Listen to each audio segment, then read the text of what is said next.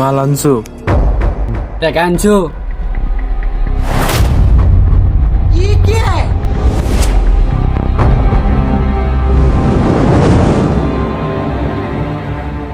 বাবা তুই এই পথে কৃষক চলে গেল, এই হারাম টাকার কোনো শান্তি নাই বাবা।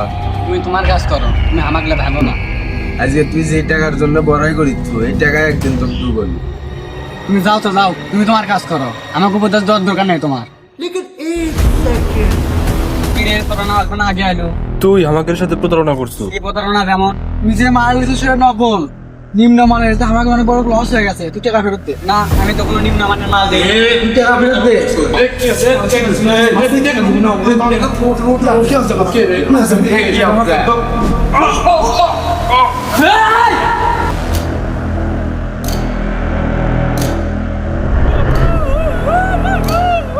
মাদক কখনো শুধু একজন মানুষকে ধ্বংস করে না, এটি একটি পরিবার, একটি স্বপ্ন, একটি ভবিষ্যৎকে ধ্বংস করে দেয়।